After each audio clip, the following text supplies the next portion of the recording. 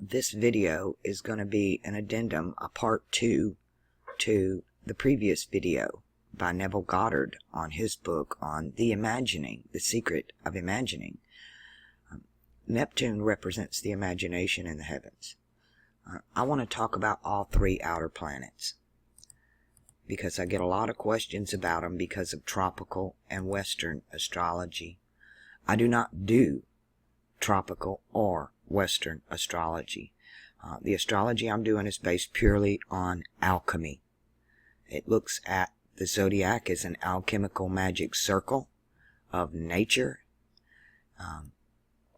and it affects us all.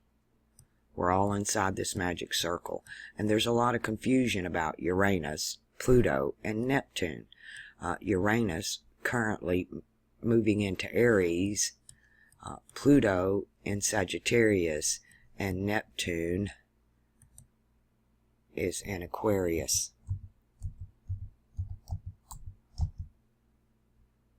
Yes, Neptune is still in Aquarius, pretty much conjunct Mercury, so we have that voice in conjunct with the imagination right now.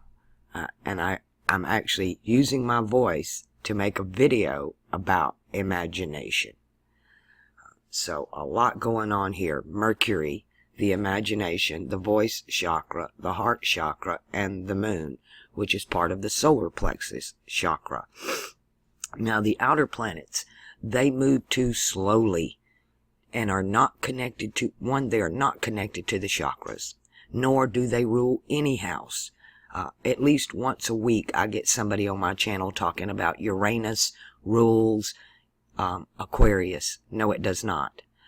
The alchemy is too slow. If you live to be very old, you might get a Pluto return, and I mean old. If you live again to be kind of old, you'll get one Uranus return in your life, just one.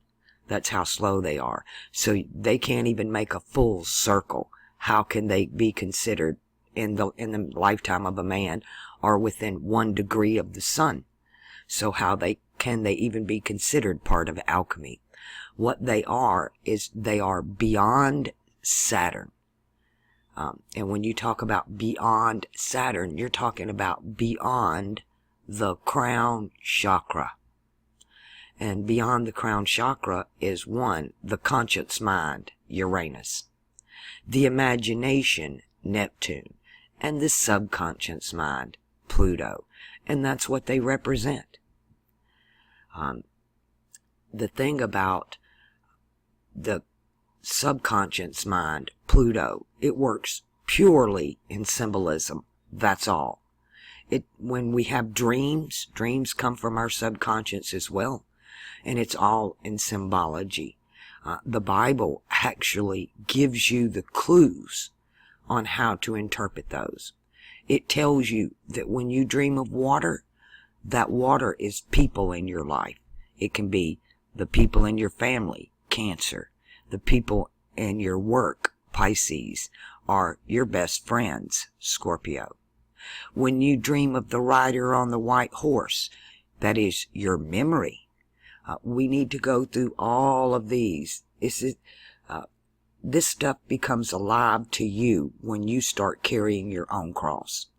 If you will get up daily and carry your cross and learn a little bit of symbolism every day, the whole thing will, as you acknowledge it, it will acknowledge you.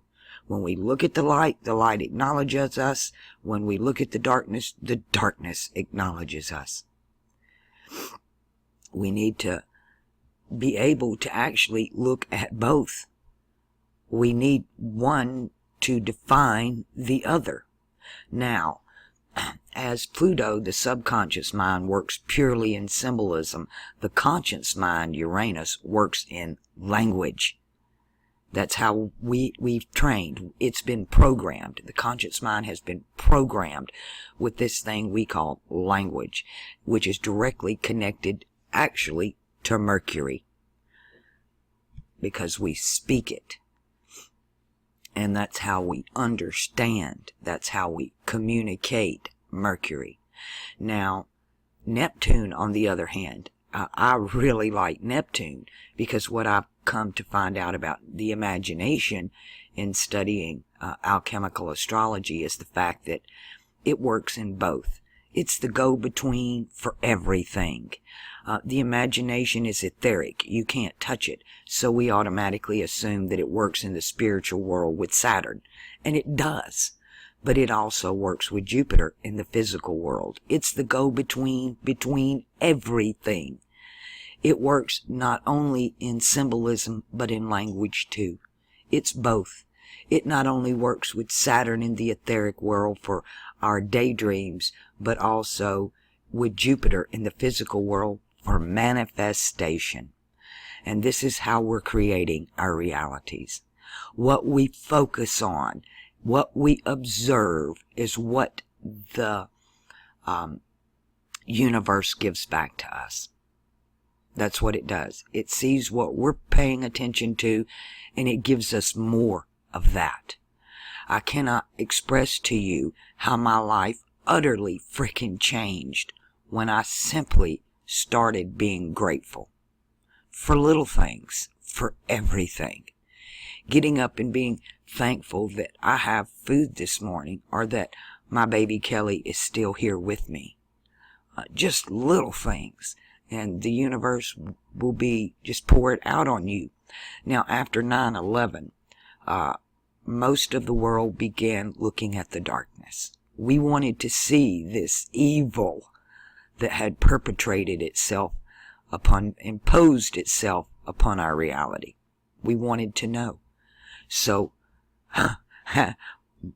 the majority of YouTube, that's what it was about. The majority of new websites all over the internet, that's what it was about.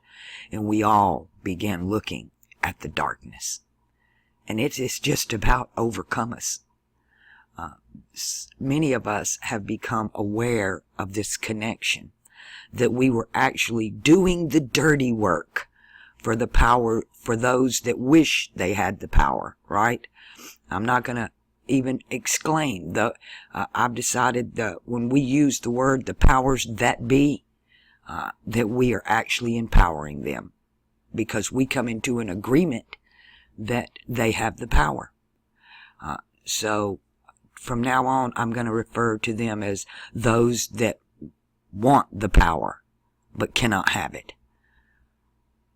Because the power is ours. It's up to each of us individually, but also collectively as a species. And that has a lot to do with the age of Pisces that we're in. Because Pisces is about the collective. It's the masses. That's why in the Catholic Church you have a mass. That's why they put you in arenas and sports stadiums and music venues where they can gather all these people together so that they can perpetrate their rituals, whether it's a concert or a sporting event or a ceremonial ritual in a church. They have to get the masses. They have to get a certain number in there in agreement. And this is why the Catholic Church used Latin, a language the people didn't even speak.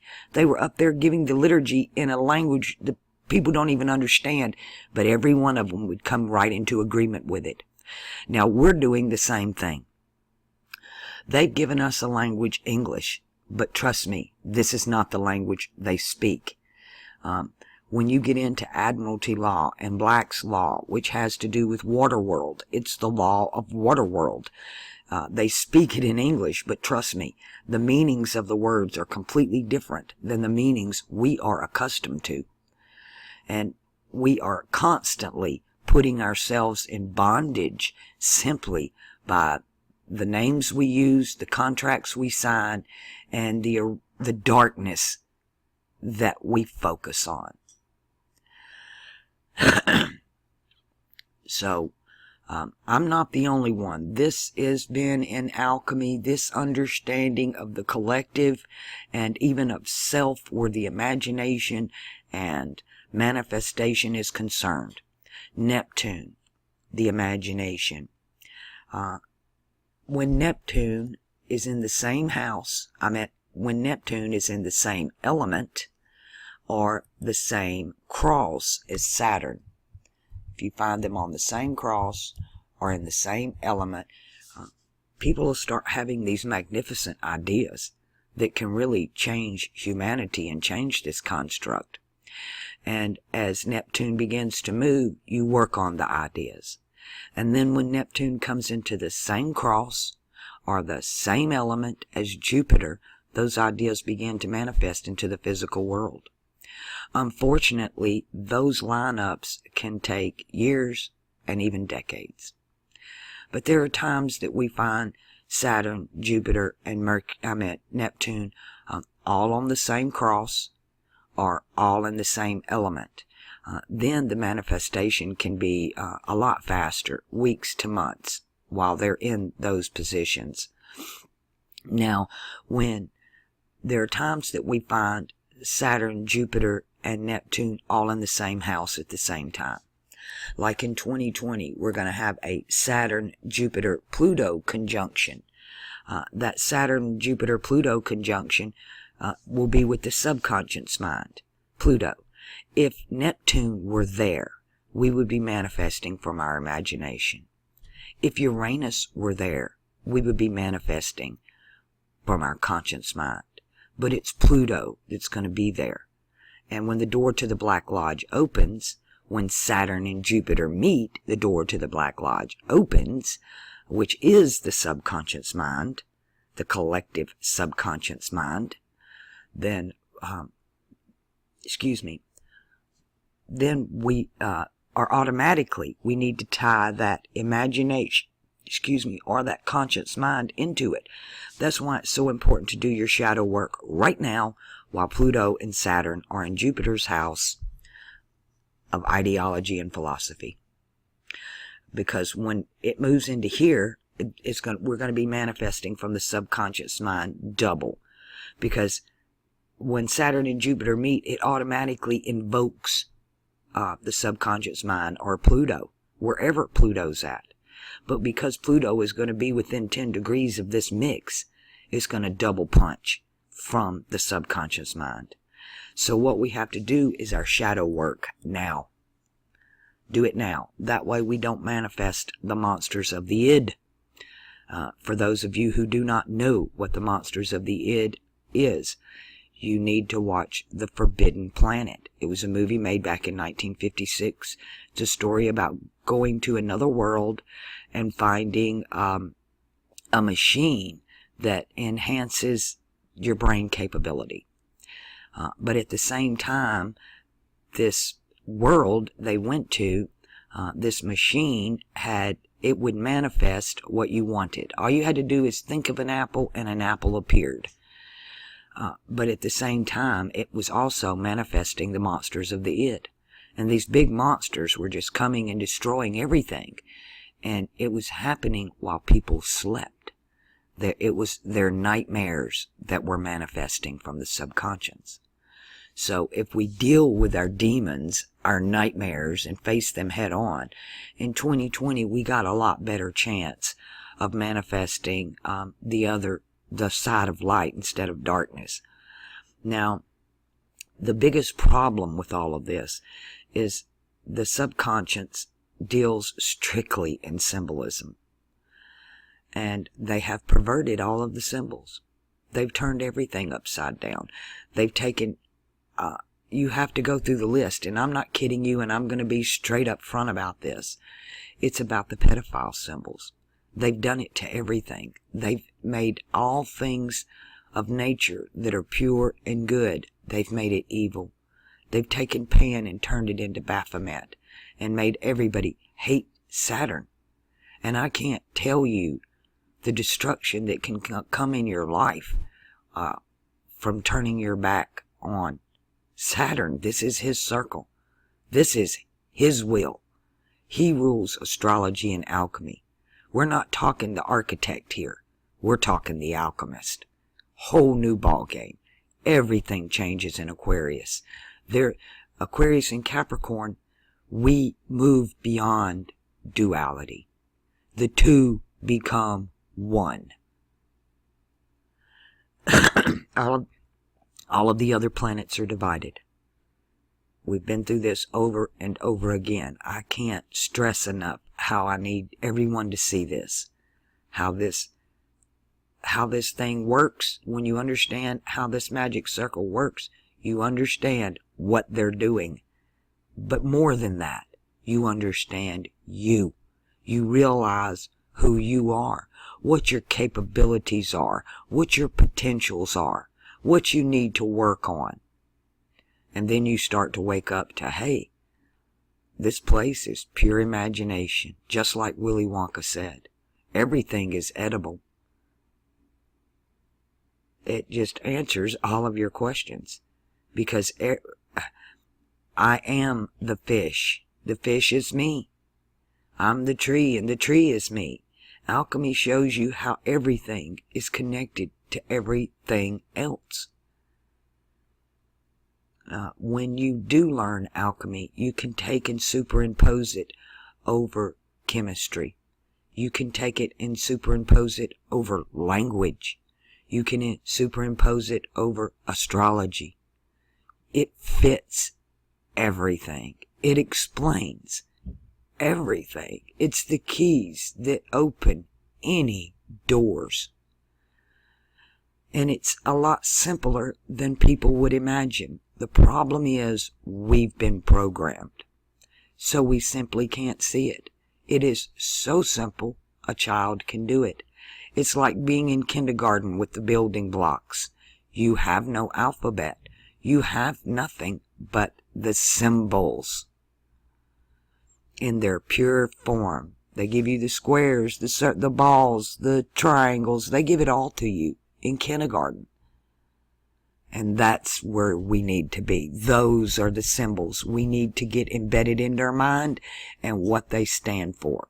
And a symbol changes its frequency by the color you use to encode it. A triangle is simply a triangle, but a white triangle represents water. A red triangle represents air. A black triangle represents earth. And a yellow triangle represents fire. And that it's these little nuances and things that we need to learn. And it's frickin' kindergarten level. But once you get it, once you memorize it, once you become the rider on the white horse, once you have that memory back, and literally it takes you back to childhood. And that's good, because this whole thing we're taught really needs to be done as a child. We're told that over and over again. We're told it's so simple a child can do it. And it is, because it's about symbols and imagination. And the reason we can't do it is because we've been programmed with language. We've been programmed in the conscious mind. And the symbolism of the subconscious mind has been perverted. It's been twisted, turned upside down. And it's what I refer to as junk symbolism. Like they tell us we have junk DNA. There's no such thing as junk DNA. There's no such thing as junk anything. Everything has a purpose and a place. And I mean everything. There is a reason behind everything. This is what I've learned in my journey. And when you pick up your cross and you start to carry it yourself, you will learn it too. If you want to know what cross you're on, simply download Stellarium. The link is below the video. The link is below every video. And it's free. And there is a link, a PDF manual there how to use it. A link for your Android. There's a link for your Mac OS and your Linux OS. And even at the iPhone store, you can get a copy of Stellarium. And I'm going to tell you, the little phones and the Androids, that's a different copy. It's not going to do all this stuff these big copies can do. That's why I've had a hard time with Stellarium.